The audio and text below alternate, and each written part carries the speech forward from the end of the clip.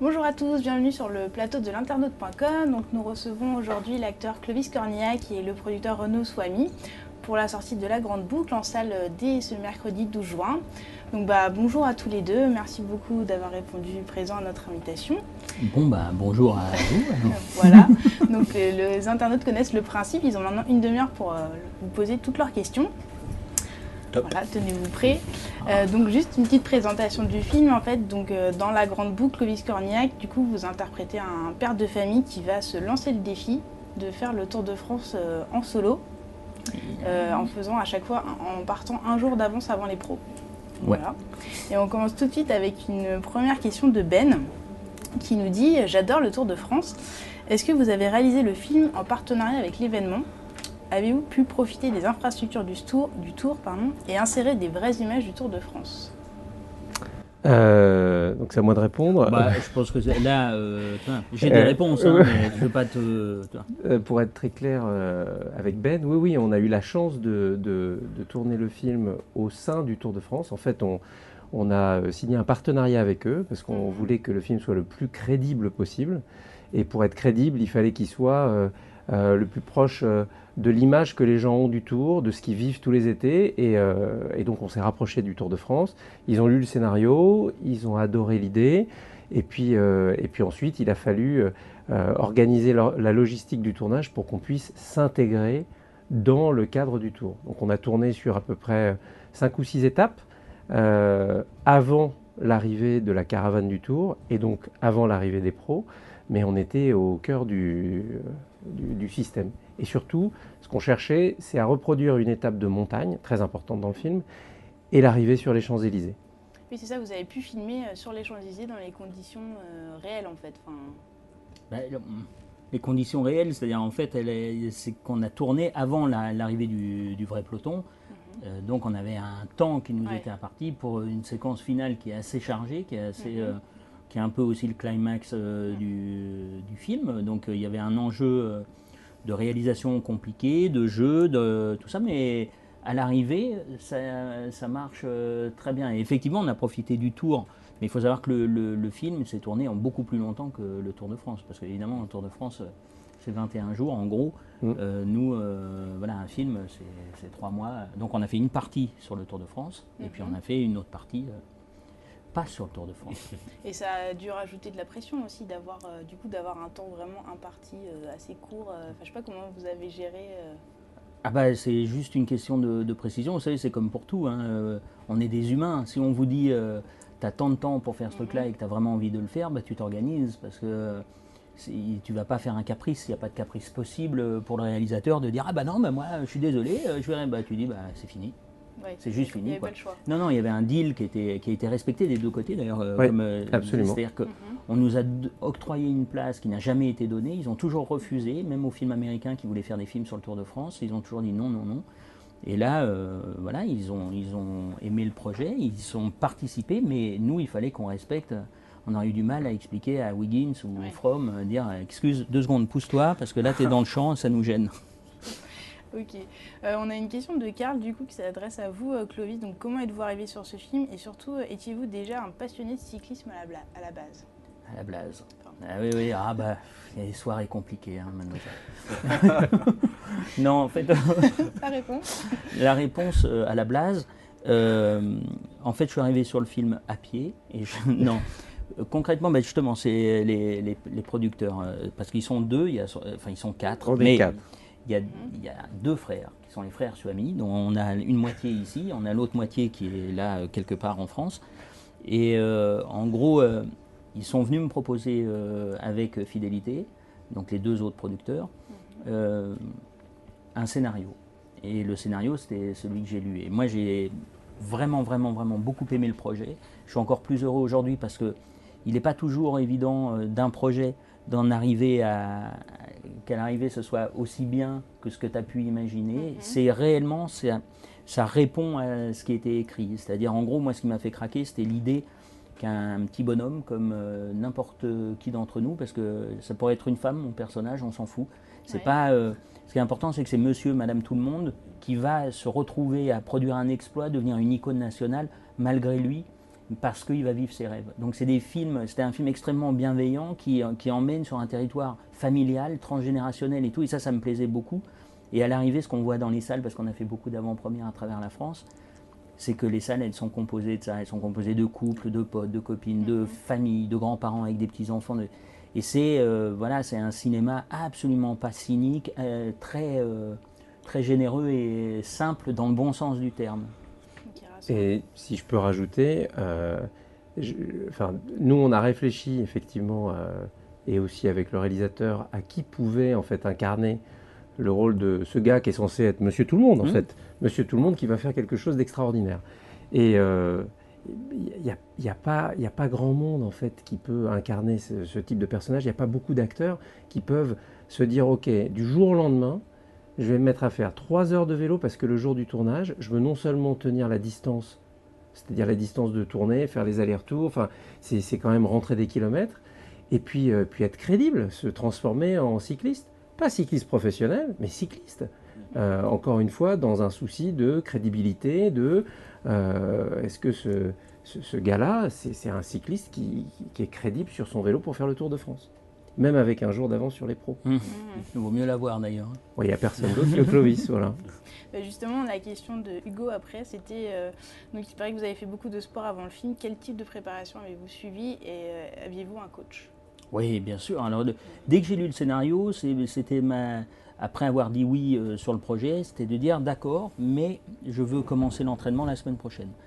On était bien en amont du tournage, mais c'était la condition pour moi sine qua non, parce qu'effectivement, comme Renaud le disait là à l'instant, il était hors de question pour moi, pour le coup j'ai un peu d'expérience des tournages, de faire attendre l'équipe, de ne pas avoir la caisse pour pouvoir tenir et tout. Donc j'ai demandé à un coach, et là pour le coup c'est Renaud qui pratique aussi, il pratique l'Ironman, et voilà. Donc il est dans un club, et l'entraîneur qui l'a préparé est un jeune homme extraordinaire qui s'appelle Jonathan Troyen, qui est en fait l'entraîneur du Stade Français de triathlon. Et ce gars-là, c'est vrai que quand je l'ai vu la première fois, je me suis dit, parce qu'il est jeune, il a beaucoup d'expérience, il est très fort. Je veux dire, il connaît extrêmement bien son métier. Et on a eu tout de suite on a compris qu'on voulait travailler au même endroit. Donc effectivement, ça a été beaucoup de préparation avec un type extrêmement intelligent qui a su m'emmener jusqu'à ces fameux à peu près 6000 km sans blessure, en apprenant à pédaler, en apprenant à supporter les charges de travail. Donc c'était formidable, je lui rends hommage dès que je peux parce que c'est vraiment un super bonhomme. D'accord, et juste du coup j'en profite, il y a une question de Clara en direct qui vous demande, Clovis, est-ce que c'est le film qui vous a demandé le plus de préparation physique? Je ne pourrais pas le quantifier comme ça parce que, en tout cas sur un vélo, oui. C'est-à-dire qu'il m'est arrivé d'avoir à préparer des films. Alors, vous savez, c'est cette mémoire, on arrive à oublier les souffrances à chaque fois. Ouais. C'est un peu, c'est comme les femmes qui accouchent. Sur le moment, on voit la douleur, on sent que c'est d'une violence dingue, et puis le bébé est sur le ventre et c'est fini. C'est-à-dire, c'est oublié. Alors c'est pareil, je ne pourrais pas mettre une chronologie sur... parce qu'en plus, ça a été passionnant. Le vélo est un sport absolument magique. Donc oui, il y a de la souffrance, mais comme dans tout sport, le plaisir vient de cette souffrance. Et le vélo, franchement, je le conseille à tout le monde, parce qu'en amateur, c'est probablement le meilleur moyen de se déplacer en France, dans les paysages qu'on a. Et tout le monde peut le faire. Ce François Noël que j'interprète, ça pourrait être vous, je vous jure. Même les monts super hauts. Moi, j'avais comme vous, quand j'entendais col hors catégorie, avant de les pratiquer, avant de les faire, je pensais que c'était hors homme, hors humain. C'est-à-dire, c'est pas fait pour les gens comme nous. C'est fait que pour des cyclistes de très haut niveau et tout. Mais en fait, c'est pour nous tous. Et c'est magique à faire. Mais il faut le faire à son rythme. Ce qui est terrible dans le vélo, c'est la course. La course de vélo est probablement le sport le plus dur. Mais en revanche, le faire à son rythme et se préparer tranquillement, je vous jure que tout le monde peut le faire et c'est splendide à faire. Alors justement, on a Quentin du 62 qui vous dit, Clovis, il paraît que vous avez réalisé vous-même certaines étapes du Tour de France pour vous préparer au film. Est-ce que c'est vrai déjà, et comment vous avez vécu ces étapes? Alors quelles étapes déjà vous avez... Alors en fait, ce qui s'est passé, c'est que me prenant vraiment au jeu, comme on tournait pendant le Tour de France une partie du film, j'ai dit au producteur et puis à l'entraîneur et puis au réalisateur et tout, comme on devait tourner le matin très tôt la plupart du temps, donc on se levait vers 4 heures et on tournait entre, entre 6 heures du matin en gros et 10 heures. Ouais. Et après, il y avait la journée. Je me suis dit, pour le coup, je vais être ce François Nouel, je vais faire l'étape du lendemain. Donc on a commencé dès le début du tour avec Jonathan. Et puis de temps en temps tout seul parce que Jonathan ne pouvait pas. Mais je me disais, je vais faire non pas l'étape en entier du lendemain, mais la moitié de l'étape. Et donc j'ai fait la moitié du Tour de France de l'année dernière en continuant à tourner. Comme ça, je continuais à m'entraîner. Avec un jour d'avance Avec un jour d'avance, exactement. Sauf à la toute première étape, puisque on a commencé à tourner aux alentours du 13 juillet. Et le tour était déjà commencé en tout cas. Et Clovis nous a dit, non, moi je veux vraiment vivre en fait ce que vit le personnage principal. Donc vous démerdez comme vous voulez, mais je vais aller à Liège, c'est la ville de départ. Je vais faire le prologue. Et puis comme je veux avoir un jour d'avance, je vais continuer et puis je vais faire les 100 bornes de la première étape officielle. Donc il a fallu s'organiser. Il y a eu un petit loupé parce que à Liège, en fait, c'était une petite étape de 7 km, mais on n'a pas eu le temps avec les organisateurs du Tour de prévenir en fait les gens à l'arrivée. Donc, dis-moi si je me trompe, mais les flics locaux en fait ont vu arriver un gars pas milieu de la route, ils se sont dit mais c'est pas le bon, puisqu'ils l'ont sorti à 200 mètres de l'arrivée. Mais il a continué et puis à partir de là, il a fait toutes les étapes avec un jour d'avance. Et je vous explique pas la logistique et surtout notre peur à nous. C'est-à-dire, il termine son tournage, il reste encore le temps d'aller faire une petite sieste avant de se coucher. Lui, non, il veut faire ses 100, 120 km. Sans en plus les conditions de sécurité qu'il peut y avoir sur le Tour de France. Enfin, c'est un jour avant. Enfin, voilà. En tout cas, on l'accompagnait. Il y a des fois, il s'est retrouvé un peu seul. Oui, c'était d'ailleurs important. Parce que c'est ce que tu as voulu faire aussi parfois. Le hasard a fait qu'il y avait des moments où Jonathan ne pouvait pas pédaler avec moi pour une raison X, parce qu'il était aussi conseiller sur notre faux peloton. Donc il était dedans, il gérait aussi ça. Et du coup, moi je voulais quand même faire l'étape du lendemain de ça. Et en même temps, c'était une belle expérience parce que je me souviens d'un moment, par exemple, Brive-Limoges, où je pars du tournage parce que moi j'avais fini plus tôt qu'eux. Et je pars tout seul, il y avait un régisseur qui m'attendait après à Limoges et j'avais mal regardé ma carte de profil d'étape. Je suis parti la fleur au fusil et en fait il s'est mis à flotter et en fait c'est casse-pattes à mort, c'est-à-dire que ça monte tout le temps et j'avais prévu de monter au début et qu'après c'était plutôt profil descendant et pas du tout. Et là, sous la flotte, tu es tout seul, tu dis il reste encore 75 bornes, les camions qui te passent, tu es comme ça. Tu as le moral dans les chaussettes, en plus je pédalais carré, j'étais pas dans un bon jour, rien n'était, et là c'est que le mental. C'est justement la souffrance dont vous parliez tout à l'heure. C'est pas tout à fait la même. Celle-là, c'était, par exemple, j'étais heureux à l'arrivée de me dire tu l'as quand même fait, mais pendant, j'ai pas pris un moment de plaisir. Ouais.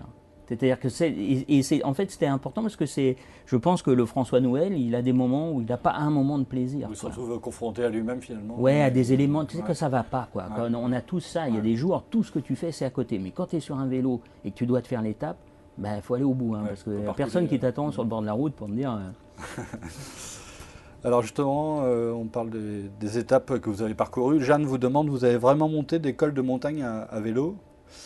Combien ? Lesquels avez-vous escaladé ? De souvenirs, mon premier c'était le Mont Ventoux et ça reste un moment fort parce que ça a été un déclencheur pour moi.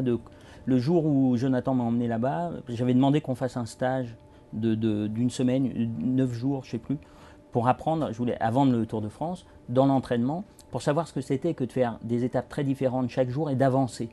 C'est-à-dire l'idée tu couches à l'hôtel, tu te lèves le matin et tu reprends le vélo et tu repédales toute la journée. Puis tu te couches l'effort. De connaître cette sensation-là. Et donc dans ce qu'il avait fait comme profil, il m'a dit au 3e ou 4e jour, tu feras ton premier hors catégorie, ce sera le Mont Ventoux. Inutile de vous dire que j'avais super peur, mais parce que je me disais, pareil, c'est hors catégorie, c'est pas pour moi. Puis j'avais le trac, comme avant de monter sur scène. Et l'étape, c'était Carpentras, le Mont Ventoux par Bédouin, puis repasser par Malocène et revenir à Carpentras. Et arrivé au pied du Mont Ventoux, pendant les 30 km qui séparent Carpentras du Mont Ventoux, j'avais le cœur qui battait, vraiment comme le trac. Ouais. Et en bas du Mont Ventoux, il m'a dit, ne t'inquiète pas, on va le faire à ton rythme, tu le fais, moi je t'alimente, je te donnerai. Je suis monté, on a pris, et en fait j'ai pris un plaisir énorme, et quand on est redescendu de l'autre côté, de Malocène à Carpentras, j'avais des jambes de feu, j'aurais pu pédaler des mois, c'était court Forest. Vous étiez porté par J'étais dans un l'euphorie, état de... ouais. Et quand je suis arrivé à l'hôtel, j'ai compris que je pouvais faire le film, j'ai compris que je pouvais être François Nouel, j'ai compris que c'était possible. Alors après l'école, bah, j'ai fait ça, j'ai fait la Madeleine, j'ai fait le Tourmalet, La Croix de Fer. j'ai fait le plateau des filles, là, je ne sais plus comment ça s'appelle, j'ai fait le Mont Igual, j'ai fait des Gymnos, enfin après à travers Les grands cols du Tour, finalement, ceux qu'on retrouve souvent Port-Balès, quasiment chaque année. Port de Balès, Ouais. hein, c'est vachement beau ça aussi. Non, mais puis maintenant, voilà, dès qu'on peut trouver un col, qu'on est un peu en forme, là je suis cramé, mais dès que j'aurai repris un petit peu, c'est magnifique à faire, vraiment. Et justement, vous disiez, vous dites, si je peux, je vais en refaire. Il y a Alu qui vous demande, en fait, vous, encore après, donc du cyclisme, et elle vous dit, en tout cas, bravo pour ce film émouvant, même si certains passages sont irréalistes, le film est une réussite. Bah, Alors, est-ce que vous continuez à faire du vélo déjà? Oui. Continue parce que c'est une drogue dure en fait. C'est-à-dire que quand tu... C'est pour ça que vraiment la communication, elle est totalement sincère, et sur le film et sur le vélo. C'est-à-dire que le film, voilà, nous, souvent, on peut nous mettre en doute parce qu'on participe à un film et on nous fait vendre le propre truc dans lequel on est. Donc c'est soumis à... Je me dis, voilà, si moi je regarde, je me dis, bah, attends, il va pas me dire que c'est pourri et qu'il faut pas y aller. Donc c'est compliqué parce qu'on nous met dans une situation de porte-à-faux. Pour le coup, voilà, je suis heureux parce que le film est à l'endroit qu'il propose. Il ne ment jamais. L'affiche, la bande-annonce, tout ce qui est lié autour du film, c'est exactement ça. Il n'y a pas de mensonge. Ah, on n'a pas envie d'y aller, on a envie d'y aller. C'est heureusement le choix de chacun. Mais franchement, c'est un film absolument sincère et bienveillant. Par rapport à l'image qu'on se fait du Tour de France, en tout cas, c'est voilà, assez C'est fidèle. c'est pas un film sur le Tour de Oui, France. mais Donc je veux dire, on n'a pas cette prétention. L'ambiance qu'on retrouve. Exactement. etc. Il y a cette fraternité, ouais. cette bienveillance des gens autour. Moi, je l'ai eu hein, quand je montais l'école la veille. Ouais. Tu as les gens qui sont autour, et je n'étais pas le seul cycliste, hein, il y en a plusieurs. Et tu vois, les gens te donnent de l'eau, ils te poussent et tout. Tu dis, si le reste de l'année, ça pouvait être comme ça, si on était moins seuls et qu'on était plus ensemble, ça serait c'est fabuleux, ces moments-là. Alors, on a une question de Flubox qui insiste, qui nous dit « J'ai assidûment suivi le dernier Tour de France, il n'y a vu aucune caméra autre que France 2. » Donc du coup, il demande « D'où tirez-vous vos images du film ?» Bah, de nos caméras, pour le coup. Je sais pas, il n'a pas dû voir, parce Alors, non, qu'après, il y mais a un mix entre des vraies images et... Enfin, Alors non, mais toutes les images sont vraies. Il y a effectivement des images du peloton des pros qui sont mixées avec des images où de plus près on voit Harry Habitant à l'intérieur des pros. Mais c'est tout simple en fait. Effectivement, il y a France 2 qui filme. Ils ont des hélicoptères par exemple pour les vues aériennes. Nous, ce qu'on a fait, on a mis un enregistreur spécial cinéma en fait sur les caméras du Tour pour justement avoir dans notre format les magnifiques images de France Télévisions du Tour de France. Et puis après, bah, c'est du montage et ça donne ce qu'il y a à l'écran. D'accord. On a une question de Pierre 28. J'ai été surpris d'apprendre que des légendes du cyclisme comme Laurent Jalabert et Bernard Hinault participaient au film. Comment avez-vous fait pour les convaincre? Et après, ça s'adresse plus précisément à vous, Clovis. Qu'est-ce que ça a fait de se mesurer à de telles stars? Alors déjà, heureusement, on ne se mesure pas à des champions pareils, on se fait accompagner. C'est tout l'intérêt et tout ce qui était formidable de rencontrer et Laurent et Bernard, c'est que c'est des gens extrêmement curieux des autres. C'est-à-dire, eux, ils étaient très curieux d'être sur un film et très curieux aussi. Donc on a échangé en camarades. Moi, évidemment, c'est des grands champions et la question, elle ne se pose même pas. Pédaler avec un grand champion, c'est comme jouer au tennis avec un grand champion. Les gens vous mettent en valeur. Un joueur de tennis, un grand champion, il ne va pas t'envoyer des balles que tu ne pourras jamais aller chercher. Il te fait croire que tu joues bien. Là, c'est pareil. C'est-à-dire que ils sont d'une bienveillance absolue. Donc on a la fierté et le bonheur, alors là, très égoïste, mais de pédaler avec eux, de faire ces 3 jours ensemble, parce qu'on a une séquence voilà, qu'on a dû tourner sur plusieurs jours. C'est fabuleux. Tu es dans la roue de Bernard Hinault et puis tu as dans ta roue t'as Jalabert et qui prend le relais, tu prends le relais, tu les tires, ils tirent. Enfin, c'est des moments fabuleux à faire, surtout que ils l'ont fait pleinement. Ils n'étaient pas du tout dans une relation méprisante, tout ça, et très humble, très... Ils se sont amusés en plus à le faire. Non, et puis je pense que la relation aussi humaine, c'est des gens humainement, voilà. T'as des cons partout, eux, c'est pas des cons. C'est des gens vraiment, vraiment, vraiment, voilà, avec du cœur et avec vraiment une empathie J'aime beaucoup. Ok, une autre question. Du coup, on avait Karine qui vous dit il y a aussi des guest stars liés au monde du sport, mais pas au cyclisme en particulier, comme Nelson Montfort, par exemple. Pourquoi les avoir associés à ce film? Nelson Montfort qui intervient sur France Télévisions, mais pas vraiment sur le cyclisme. Et là, il fait partie du... Ça, il faudra poser la question au réalisateur. Nous, ça nous a amusés. Nelson Montfort, il veut être acteur. Il correspondait à ce que recherchait le réalisateur et ce que nous, on recherchait en termes de comédie. Ça l'a amusé de le faire. On a pris beaucoup de plaisir à le voir à l'écran et c'est rigolo. C'est une comédie. Hein. Il s'amuse de son image, tout ça, donc c'est plutôt c'est rafraîchissant. À un moment, Gérard Rolls aussi devait faire partie. Malheureusement, il a regretté à fond. Il voulait vraiment, mais le problème, c'est comme il a ses émissions sur France 2 au moment du truc. Et il jouait une pièce de théâtre pendant le tour, donc on ne pouvait pas l'avoir tout le temps non plus. Mais là, on s'est vu. Il fait des voix off. Enfin, il est commentateur, mais on le voit moins. Mais... Il est quand même présent à sa manière dans le film. Oui. Et puis on s'est vu là, moi, j'étais parrain du géant là, du Tourmalet samedi. J'ai revu, on a tchatché ensemble. Il a adoré le film et il disait ça aurait été bien, quoi. Mais bon, voilà, après les emplois du temps. C'est un passionné de cyclisme aussi. Il pédale. Il pédale et puis il aime ça, il connaît ça, il a vraiment un amour pour ça. Est-ce que vous avez croisé d'autres... on a cité Bernard Hinault, Laurent Jalabert. Est-ce qu'il y a d'autres cyclistes du peloton que vous avez fréquentés pendant cette période? Moi, je les ai croisés à l'hôtel. Maintenant, tu n'as pas envie trop de déranger dans ce moment-là parce que c'est pas les bons moments. Je trouve quand tu es dans une compétition et tout ça, c'est pas. Mais en revanche, ce qui m'a beaucoup étonné, c'était de voir ces deux qui étaient des révélations pour nous, qui étaient Froome et Wiggins l'année dernière, de les voir physiquement. C'est-à-dire, j'ai compris qu'il y avait quelque chose qui s'était passé dans le cyclisme, qui avait changé.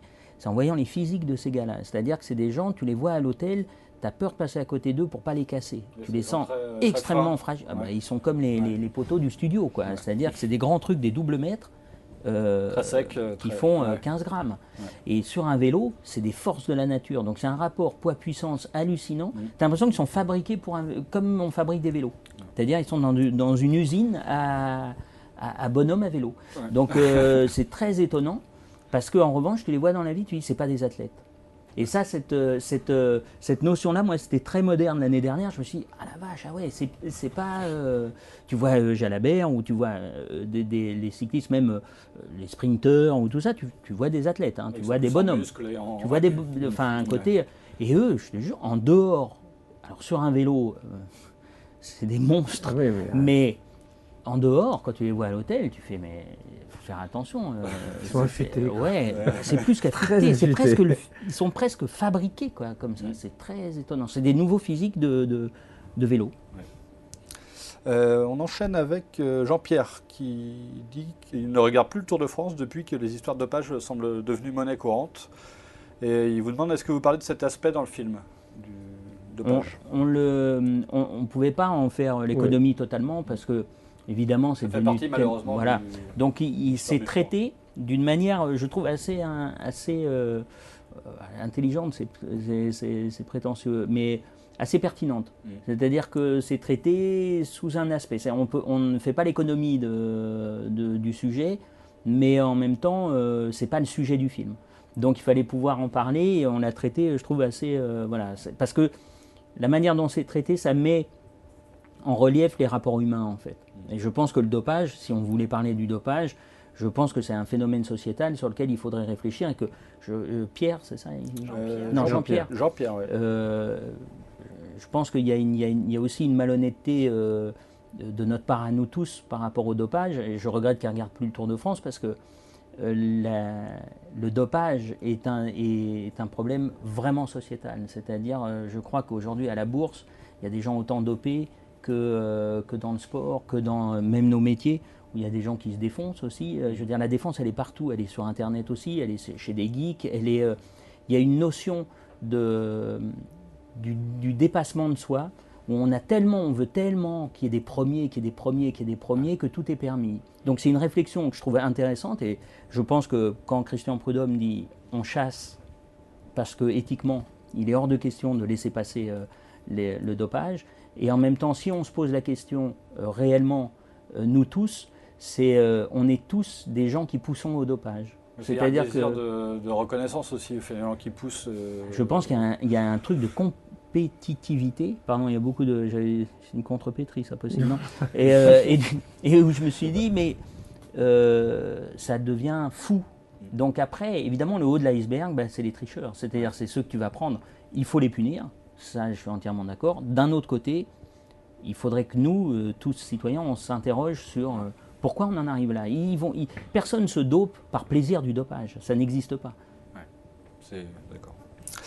Alors, on avait une question ensuite de Annie-Marie Lou, qui a vu le film en avant-première à Montpellier et qui a été marqué par le couple en caravane qui suit le Tour de France au bord de la route. Donc c'est Bruno Lochet qui interprète absolument ce spectateur et qui, selon elle, ce couple joue un rôle important dans le film. Ah, oui. Selon vous aussi? Est-ce que c'est essentiel. Ouais. Tous les rôles qu'il y a autour, on pourrait dire, franchement, c'est un film qui est classique dans sa structure. On retourne aussi à un cinéma, moi qui m'a fait aller au cinéma, que j'adore, c'est-à-dire, oui, on suit la trajectoire de François Nouel, mais les seconds rôles sont essentiels et formidables. C'est-à-dire Bouli Lanners qui joue le directeur sportif déchu, alcoolique, et qui finalement va trouver une rédemption et une amitié à travers cette histoire et le film. Bruno Lochet, dont cette jeune femme parle, absolument fabuleux, qui est un mec qui vient avec sa famille tous les ans sur le bord du Tour, supporter un champion. Là, le gars s'appelle Hopland, mais le gars, il part du truc, il tombe. Et il n'a plus de champion, il va se prendre d'amour pour ce François Nouel. C'est exactement ce qu'on a vécu sur le bord du Tour. C'est-à-dire que cette bienveillance gratuite de gens qui, par amour simple, c'est-à-dire pouvoir dire je t'aime à quelqu'un sans que ce soit sous-entendu, avec derrière, oui, mais il va me faire gagner. Non, je t'aime, je te suis, t'es mon bonhomme. Moi, je t'emmène jusqu'au bout. Ça donne des chairs de poule d'affection. Et ce mec-là a une humanité, Bruno Lochet, c'est un acteur superbe qui a une humanité immédiate. On parlait d'empathie. Il est et cette famille rend hommage à tous ces gens qui sont au bord du Tour sans se foutre de leur gueule. Ouais, voilà, c'est ça. Parce qu'il y a des gens qui n'ont pas vu le film qui pourraient se dire, ils ont pris le supporter type, ils vont se moquer de lui. Ce film ne se moque de personne. Ouais. Et c'est ça force. On arrive à se marrer avec eux, jamais contre, jamais aux dépens. C'est-à-dire que c'est en ça qu'il est populaire. On ne se fout pas de la gueule des gens. Systématiquement, aujourd'hui, dans beaucoup d'émissions, de trucs et tout, le principe, c'est le ricanement, quoi. Ah, t'as vu, il dit ça. Ah, il est con, il est conne. Ouais. C'est épuisant. On a envie de moments. Ce film, moi, m'a fait du bien à faire parce qu'il n'y avait rien à jouer de l'ordre du je vais te niquer. Ouais. Ça fait du bien. C'est très agréable. Et pour les gens qui voient le film, c'est un peu ce qui revient. C'est que c'est comme un petit souffle. On ne va pas faire que ça au cinéma. Mais qui est ça de temps en temps. Et je suis d'accord avec cette jeune femme, c'est des rôles extrêmement importants. Ouais. Alors malheureusement, une demi-heure, ça passe très vite. Donc on va juste prendre une dernière question, une question de Polo de Pau. J'ai l'impression que c'est Polo de Pau. Ouais. Voilà. On l'appelle Pépé. J'ai l'impression que c'est la première fois qu'un film rend hommage à cet événement qui fait partie du patrimoine français. Et on est pourtant, donc c'est la 100e édition du Tour de France cette année. Comment expliquez-vous que cela n'ait pas été fait avant ? Ils n'étaient pas là. C'est pour ça. Non, il y a eu plusieurs tentatives, et pas que françaises. Il y a un gros film américain qui a failli se faire il y a quelques années. Mais je pense qu'en fait, il fallait apporter une histoire qui était positive, sympa, qui s'est présentée au bon moment, à un moment aussi où les organisateurs du Tour voulaient peut-être ouvrir en fait leur image à d'autres choses que du sport. Et puis cette histoire qui, comme le disait tout à l'heure Clovis, pouvait se passer dans un autre événement ou dans un autre univers que le sport et le Tour de France, en fait, se mariait parfaitement avec l'événement. Il se trouve que c'est une coïncidence que ce soit le 100e tour, mais on va dire une coïncidence heureuse pour eux comme pour nous. On est très contents. Oui, et puis je crois que les films qui parlent en toile de fond de sport sont très compliqués à monter d'une manière générale, parce qu'il y a une sorte de complexe étrange, mais autant quand c'est les anglo-saxons ou les américains, en gros, qui font des success stories, on est très bienveillant avec eux en France, et on est très, très critique en France sur nos propres films. Alors, On peut évidemment dire oui, mais c'est parce que nos films sont pas bons, très bien, mais en même temps c'est bizarre parce qu'on les vend à l'étranger et ça fonctionne très bien. Donc il y a un truc aussi français, anti-français. Dès qu'on parle par exemple de l'histoire de quelqu'un qui se dépasse ou tout ça, on a tout de suite très peur. Donc c'était pas facile à monter. Et je pense que pour répondre à sa question, c'est que faire des films qui ont le sport, c'est pas facile à filmer le sport. Ce qu'a très bien réussi à faire Laurent Tuel, c'est à rendre aussi le vélo au-delà des amateurs de vélo. C'est un film qui va bien au-delà. On a des femmes, des gens qui viennent, par exemple, je dis des femmes parce que il y a plus de femmes un peu réticentes à l'idée de dire un film en vélo avec les mecs en cyclard et tout, bof, et en fait qui sont prises par l'histoire. Oui, il faut dire que c'est quand même une comédie familiale aussi. C'est très familial, la relation oui. avec le fils qui est aussi très exactement, on dépasse ce clivage, un peu comme le Tour dépasse simplement l'événement sportif. Oui, ça ne plaît pas que pour l'aspect sportif, le Tour, c'est ce qu'on disait tout à l'heure, une ambiance, des paysages, etc. Il y a plein de trucs, il y a plein de trucs, même une sonorité qui a à voir avec, c'est des madeleines pour beaucoup. Ouais. Merci beaucoup en tout cas d'être venu, c'est déjà fini. On salue tout le monde, c'est là? Oui, voilà, c'est là. Ouais, c'est vert, ciao. Donc merci beaucoup de nous avoir suivis, merci à Cécile Debise à la réalisation. Debise? Oui. Oh, c'est joli comme nom quand même. Donc voilà, merci aux équipes techniques et puis à bientôt pour un prochain chat.